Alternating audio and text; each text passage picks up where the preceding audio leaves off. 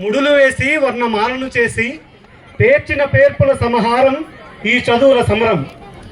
ఈ అక్షరం గ్రంథమై తాళపత్రాలపై విరాజిల్లి వేదమై సత్య అసత్యాలకు అర్థం తెలిపిన నాదమై కవిత్వమై కరిగి పద్యమై సరరవి వినదినిగా మేల్కొల్పిన విధానం ఈ అక్షరం మా జీవన విధానం.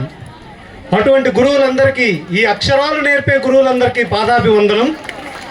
అలాగే ఇక్కడ గవర్నమెంట్లో వాళ్ళని అందరూ అప్రిషియేట్ చేశారు.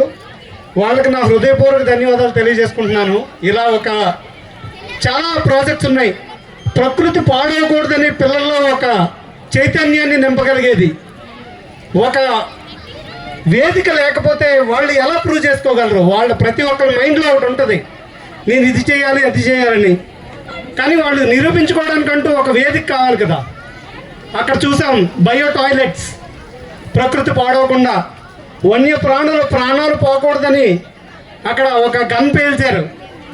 అక్కడ పవర్ని ఎలా సేవ్ చేయాలో, ఒక ఇంటికి ఖర్చు లేకుండా పవర్ని ఎలా తెచ్చుకోవాలో, పిల్లల్లో ఇటువంటి విత్తనాలను నాటడం వల్ల రేపొద్దున్న ఫ్యూచర్లో రావాల్సిందల్లా ఒకటే, గుండె ఆగిపోతే స్టార్ట్ చేసే మిషన్.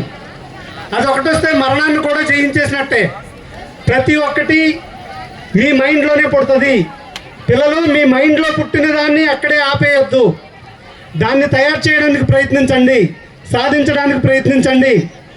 అమ్మాయిలకి అబ్బాయిలకి అందరికీ చెప్పేది ఒకటే, 10th తర్వాతే జీవితం మొదలవుతుంది.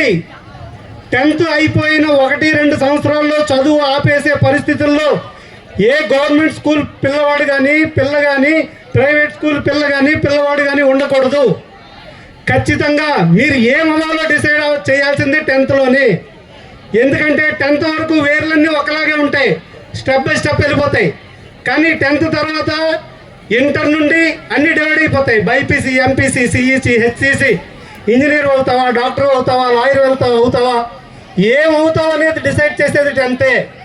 నీ లక్ష్యాన్ని నువ్వు నిర్ణయించుకోకపోతే, నువ్వు ఏం చదవాలో నిర్ణయించుకోకపోతే నువ్వు ఎలా సాధిస్తావు, ఏం సాధిస్తావు?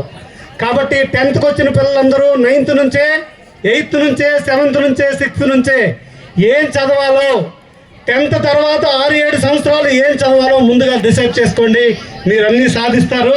ఇలాంటి గవర్నమెంట్ వాళ్ళు ఎంకరేజ్మెంట్ ఉన్నంత వరకు ప్రతి ఒక్కరూ ముందుకెళ్తారు. Thank you very much. ధన్యవాదములు.